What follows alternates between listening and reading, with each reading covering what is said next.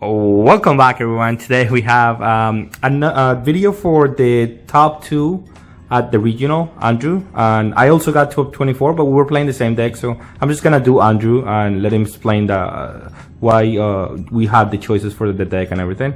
So how do you do? What's up, guys? We got second at the Gencon regional with our boy Kinemon. Deck that I've been playing a lot recently. I was telling all of my testing friends, my play group, that I think I'm going to take this deck. I'm just feel very confident with it, and it showed. So I think that's one thing. Yeah, he convinced me to play this deck too. So I think the deck is very solid. It's definitely good enough to win events. I wish we got to play a top cut so I could play a little bit more of it. But basically, I just think in this meta, it has very solid matchups into red, into Zoro, into Law. Whitebeard is the toughest one, but you do have a really good boss monster against them, especially now that that deck got hit, but nothing got touched here.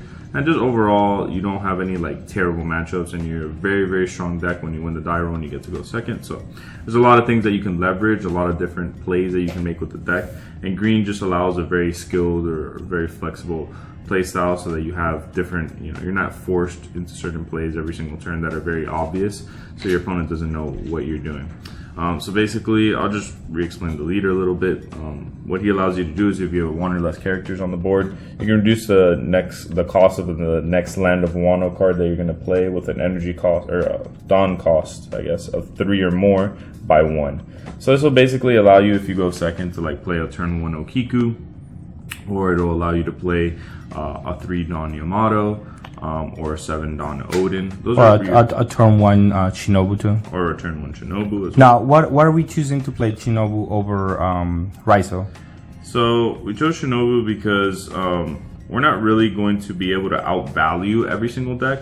So green isn't the heaviest value color in my opinion, and I think that some green decks that are trying to do that are going to fail just simply because there's a lot of pressure in this format. There's a lot of good removal.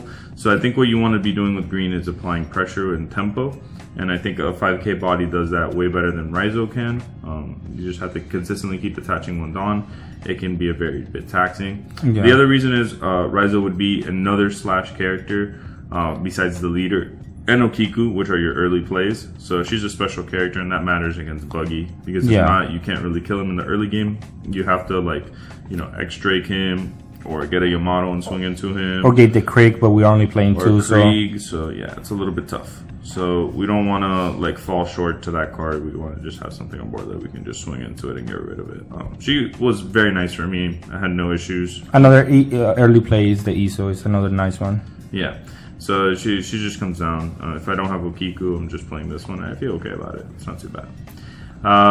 So yeah, basically what we want to do is just set up these strong turns, punish our opponents for clearing our board, because then we get to pay stuff for cheaper.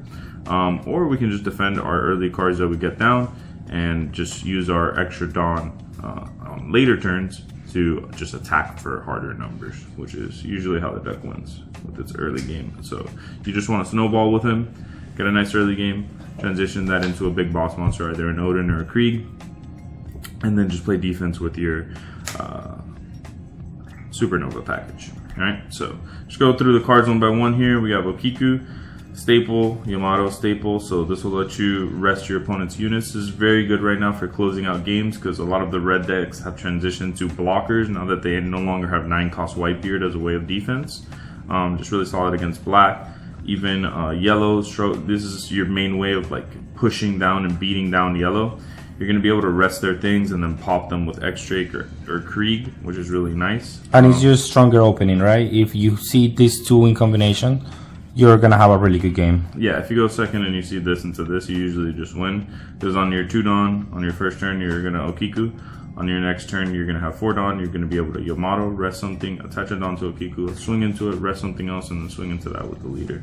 Which usually clears your opponent's early game board. Very, very powerful against Zoro. And now you have a 5k and a 6k body that are just going to be able to keep continuing to apply pressure to their board or to their life. So that's really a nice start. It's usually the dream start for this deck.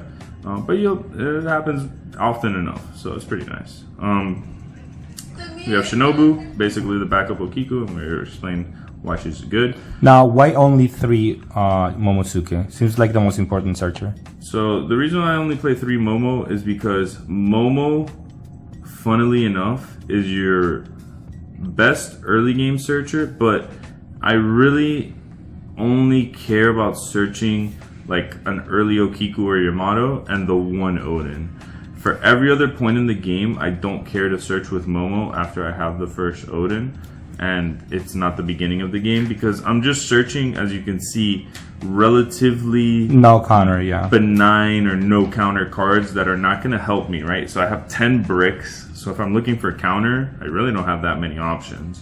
So it's really tricky to get a lot of value out of him. So he's more of just like that one-time use, dig me to my Odin, and then once I get my Odin, I'm good to go. But I felt 4 was heavy because if I have Dawn to use in the early game, I want to be doing Dawn on this. I want to keep applying pressure rather than searching. I'll search if I don't have any early plays or if I desperately need Odin in the matchup. In any matchup where you need Odin, you mulligan. It doesn't even matter if you have these. Correct. You mulligan hard for these. You'll probably get one of these. What are those matchups?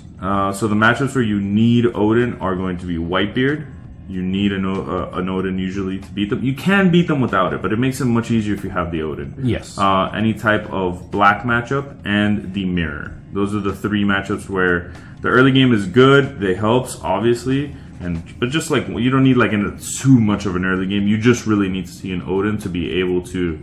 He's really a win con in a lot of matchups, so that's why I have him. I only have him at 3 also. Kind of crazy, I guess, but the reason I don't have him at 4 is because in every other matchup he's just not counter. He doesn't really need to even come down at all. I have no way of getting him out of my hand besides Krieg, so it's kind of like a win more card in a lot of matchups, but in other matchups he's necessary. So it's kind of 3, I think, is the right number for me. Yeah, I did experience that myself. One of my round lows was to Zoro, but because I drew 2 of my Odin in the first hand, like after Mulligan, and I just was playing -2 cards for the rest of the game, and that really hurt me because at the end of the game he attacked me for 7. I have 5 cards in my hand and I just couldn't out combo. It was sad, but I mean it is what sometimes you're supposed to with this deck, because you do have a lot of cards that you cannot counter with. Yeah, so this deck also a problem because you play these Okiku and Yamatos, which are necessary in my opinion at 4 O's. You need the 3 Odins, and then you still need some other non-counterable cards that are just important, and green just needs them to function in my opinion. You're ending up, at least with this version, at 16. You could even push it to 17 if you played the 3rd Krieg, which is not incorrect. The flex spot is this waterfall. These are pretty self-explanatory. This Toki blocker is just really nice. She's counter. Yamato and Odin turn her into blockers. It's just really nice to have. Very nice, yeah. It's a good defensive search off of this.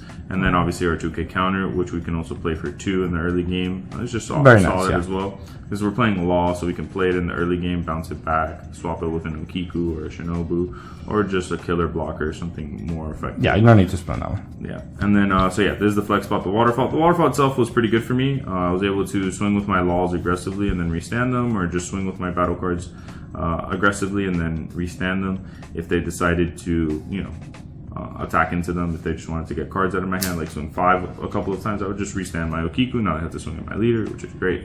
So a really solid but it could be anything. Could be 4th Odin, could be 3rd Krieg, could be whatever you want. Yeah, flex spot. Then we have the Supernova package. This one is just pretty simple. We have Bonnie, Law, Killer, X-Drake, and Punk Gibson all at 3.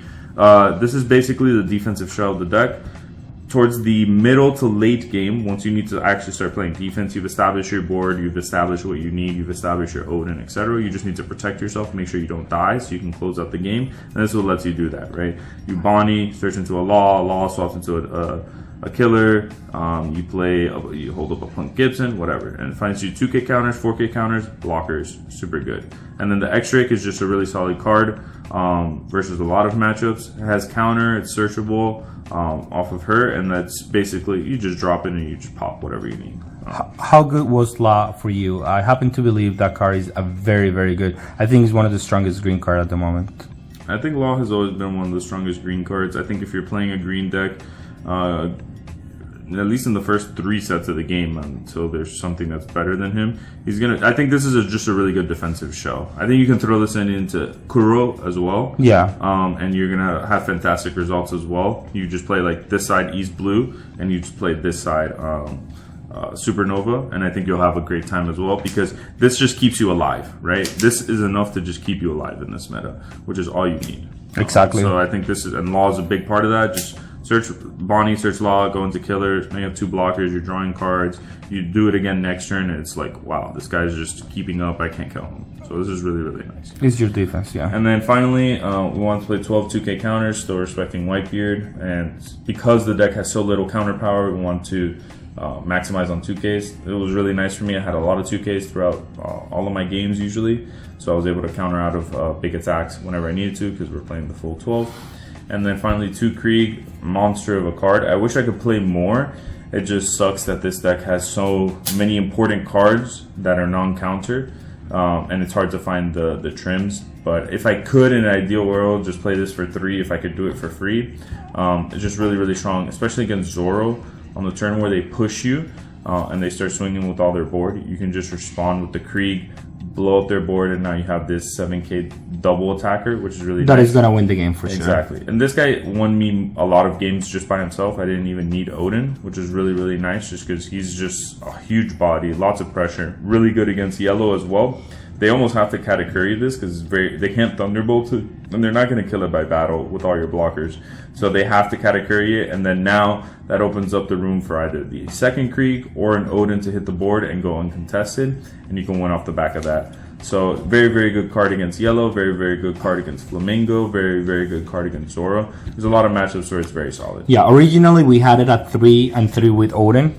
But like the problem again, as I was saying, that sometimes you do have those hands where you don't have much counter power, and that could be an issue. Yeah, our swap was basically to this, and for me it worked out. But you know, yeah, so like you have to analyze that if you're gonna copy or if you wanna take inspiration from this deck. Take that in consideration if you wanna play Krieg. Yeah. But yeah, that's the deck. Hope you guys like it, try it, and hopefully we see our boy Kinemon back in the meta. Oui.